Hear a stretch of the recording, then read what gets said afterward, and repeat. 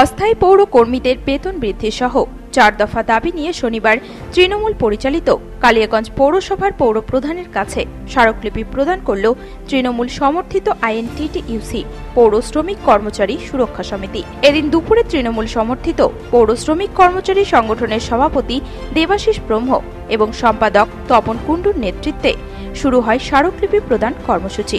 একাধিক দাবি দাওয়াকে সামনে রেখে পৌরসভা প্রাঙ্গণে প্রতীকী অবস্থান শেষে শ্রমিক সংগঠনের এক প্রতিনিধি দল পৌরপ্রধান রামনিবাস সাহার নিকট একটি স্মারকলিপি প্রদান করেন। মূলত তাদের দাবিগুলি ছিল কালিয়াগঞ্জ পৌরসভায় কর্মরত অস্থায়ী কর্মীদের বেতন বৃদ্ধি এবং নিয়োগপত্র প্রদান, পাশাপাশি অস্থায়ী কর্মীদের অবসরকালীন 3 লক্ষ টাকা প্রদান, এছাড়াও স্থায়ী পৌর কর্মীদের সঠিক সময়ে গ্র্যাচুইটি প্রদান। মূলত পৌর কর্মীদের স্বার্থেই এদিনের এই ডেপুটেশন কর্মসূচি বলে জানিয়েছেন সংগঠনের সভাপতি দেবাশিস ব্রহ্ম। আমাদের প্রতিবারই আমরা দেই এবং আমাদের যে চেয়ারম্যান আছেন উনি প্রতিবারই আমাদের সাথে সহযোগিতা করেন এবং শ্রমিক দরদি চেয়ারম্যান, এই বিষয়ে কোনো সন্দেহ নেই। তাই আমরা আমাদের কিছু দাবি নিয়ে ওনার কাছে আমরা আজকে দাবি প্রদান করব। অস্থায়ী কর্মী যারা আমরা আছি তাদের যে পরিমাণে বেতন দেওয়া হয় সেটা আমাদের পক্ষে সংসার চালানো খুব অসুবিধায় পড়ছি আমরা, তাই তার কাছে আমাদের আবদার যে আমাদের অস্থায়ী কর্মীদের যাতে বেতন বৃদ্ধি করা হয়।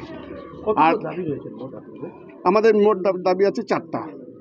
আর অস্থায়ী কর্মীদের আমাদের যারা আছে তাদের নিয়োগপত্রটা দেওয়ার জন্য আমরা তার কাছে আবেদন রাখছি। আর স্থায়ী কর্মীরা যারা আছে তাদের গ্র্যাচুইটিটা ঠিক সময় মতন যাতে দেওয়া হয় সেটা আমাদের তার কাছে আমাদের দাবি। আর অস্থায়ী কর্মী যারা আছে তারা যখন অবসর নিচ্ছে সেই সময় আমাদের যাতে 3 লক্ষ টাকা প্রদান করা যায় এককালীন, সেই আবেদনটা আমরা রাখছি।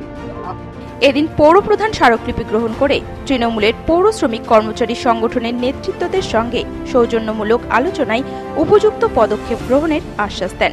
এই বিষয়ে পৌরপ্রধান রামনিবাস সাহা জানিয়েছেন, তৃণমূলের বিরুদ্ধে না, ওনাদের একটা সংগঠন আছে, তৃণমূলেরই সংগঠন এবং বোর্ডটাও কিন্তু তৃণমূলেরই।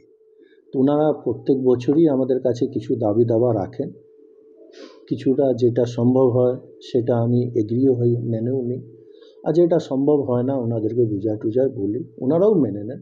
এতে কোনো সংঘাতের ব্যাপার নাই যে যে তৃণমূলের বিরুদ্ধে যাচ্ছে বা একটা শ্রমিক ইউনিয়ন থাকলে ওনাদের কিছু দাবি দাবা থাকে, সেই হিসাবে ওনারা আজকে ডেপুটেশন দেবেন।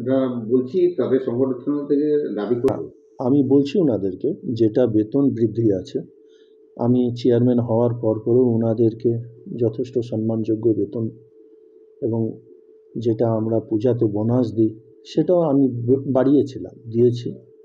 এইবারও আমি চেষ্টা করব যে ওনাদেরই সম্মানযোগ্য একটা কিছু করার।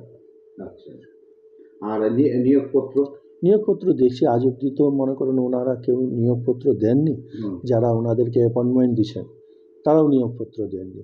আমি নিয়োগপত্র ব্যাপারটা আইনি কতটুকু জটিলতা আছে না আছে আমি এটা দেখে যদি আমার দ্বারা সম্ভব হয় তা আমি নিয়োগপত্র ওনাদেরকে দিয়ে দেব। উত্তর দিনাজপুর থেকে বিশেষ প্রতিবেদন, নিউজ টুডে।